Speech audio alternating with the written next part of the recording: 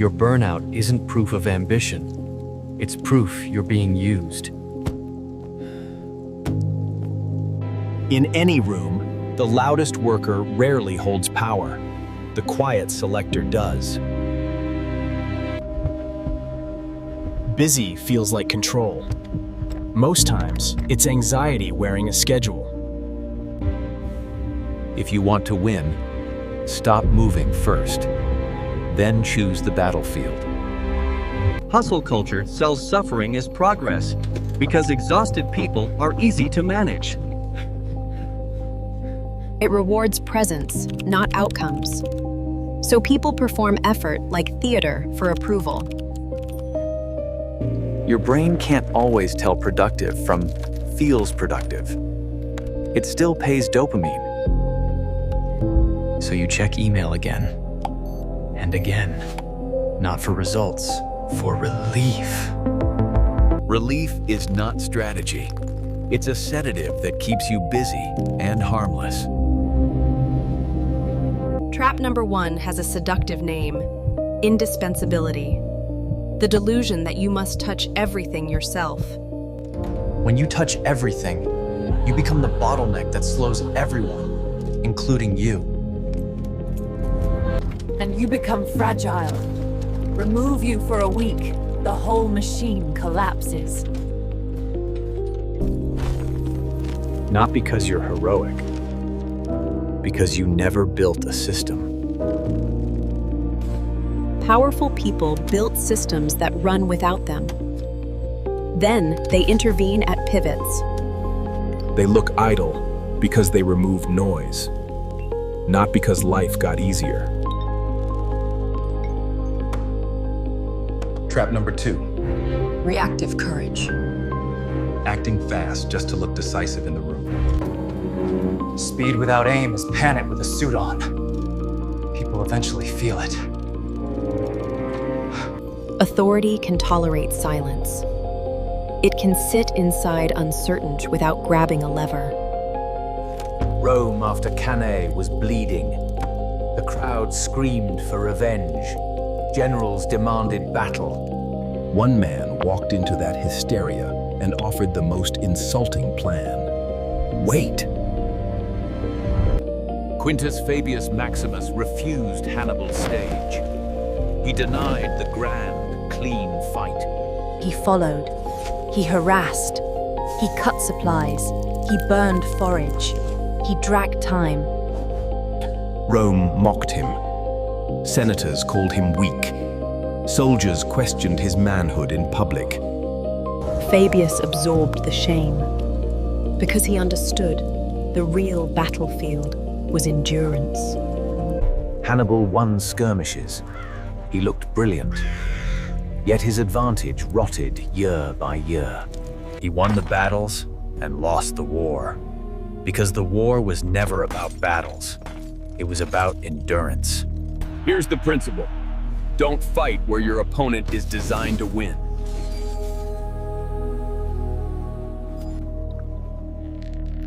In your life, many urgent conflicts are bait for your ego and attention. Strategic restraint is not passivity. It is stored force with a clear trigger. Now meet the clutter problem. Tasks multiplying until your calendar becomes a swamp. Meetings produce minutes. Updates produce noise.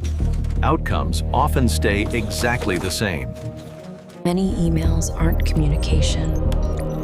They're nervous checking, disguised as responsibility.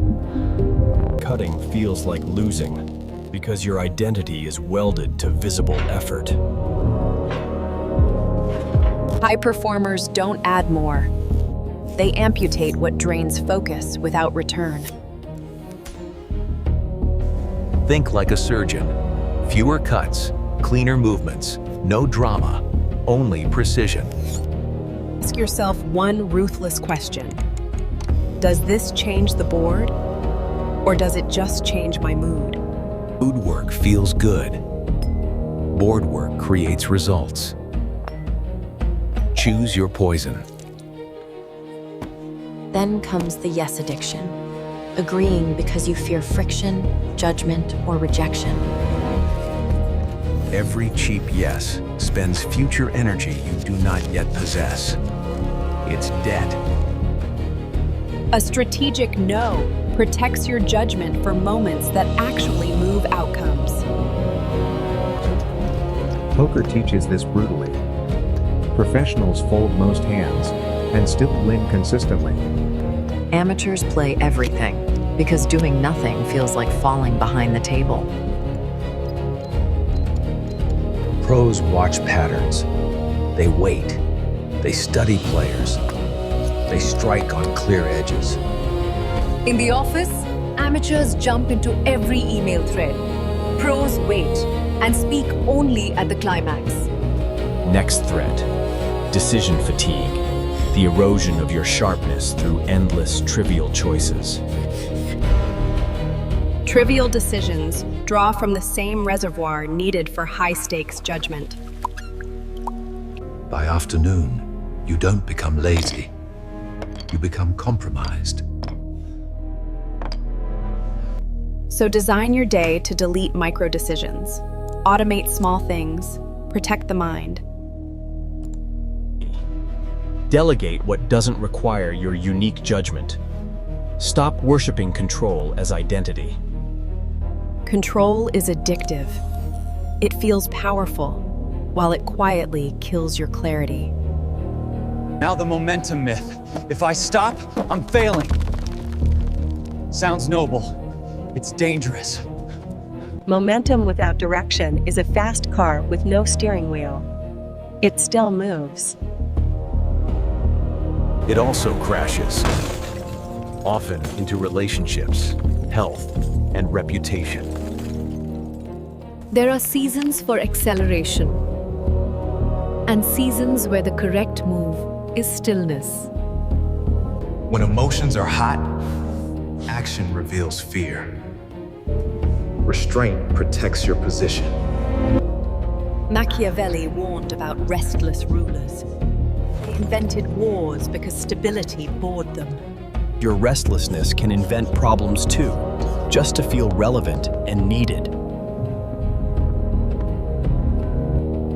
Now we need the pause that gives shape to everything else.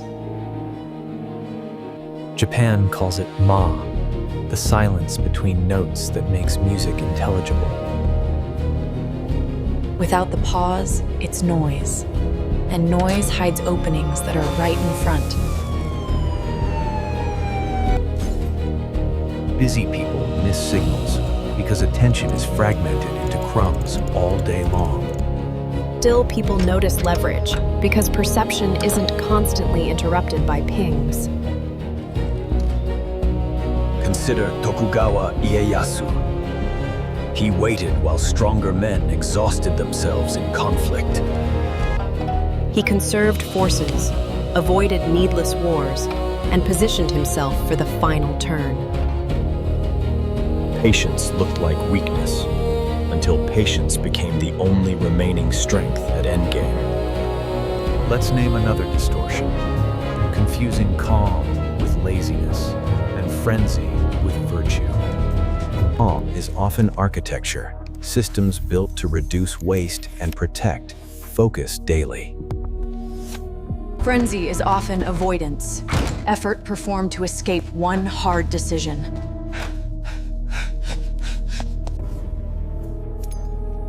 That hard decision is usually simple. Cut the commitment that flatters you most. Stop chasing tasks that make you feel needed. Build outcomes that stand without you. Some people fight 10-year wars that one honest conversation could settle in minutes.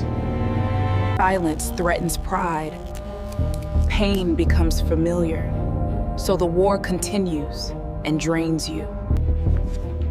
One direct boundary can replace months of resentment, tension, and passive-aggressive busyness. Now the visibility addiction. Believing being seen working equals value, especially to bosses. The general doesn't load rifles, yet strategy decides who survives. The architect doesn't lay bricks. Yet the blueprint decides what stands for decades. Power flows toward decision, because one decision deletes 1,000 future tasks. Want more power? Produce fewer decisions, but better ones, and guard your mind fiercely. Stop feeding other people's urgency with your attention on demand. Urgency spreads fastest to those who fear looking idle, dispensable, or replaceable. Practice being unavailable, not as a game, but as a boundary that signals priorities. Show up when the moment is decisive. Let absence communicate discipline without speeches. Planning can become another drug. Stacking notes to feel safe without moving. Planning is useful, but it becomes procrastination when it avoids discomfort and risk. Discomfort is focus, the narrow tunnel where your best work gets forged. It's called deep work, concentrated blocks of intensity that completely crush long, distracted hours. 4 focused hours can beat 12 scattered hours, because depth multiplies output. Protect those hours like territory. Shallow noise will invade the moment you allow it. The audit is where most people flinch, because it exposes how much was theater. Look at your calendar. Ask what will matter in 6 months. Then be ruthless. Look at commitments you accepted from fear, not purpose, love, or clear advantage. Cut them quickly. Slow cuts invite negotiation with your weaker self at midnight. Now find the single lever, the move that makes many other tasks unnecessary. It might be a skill to master, a relationship to repair, or a resignation to choose. Do that lever with depth, not more time, more undivided attention and courage. Simplify your environment so your mind stays sharp when pressure arrives suddenly. Remember the loaded spring. Stillness is storage. Storage becomes force when released. Your silence isn't surrender. It's discipline preparing a precise strike at the right second. When you finally act, act once. Act clean. Let the board tilt. People will call it luck because they never saw the temptations you refused. They'll call you calm because they never felt the panic you learned to master. Measure your week. Highlight the 5% that moves money, respect, or mastery. Protect that 5% like a vault. Everything else is decoration that becomes debt. Tonight, delete one ritual that produces nothing. Then breathe without guilt. Tomorrow, say no once and use that hour for deep work before noon.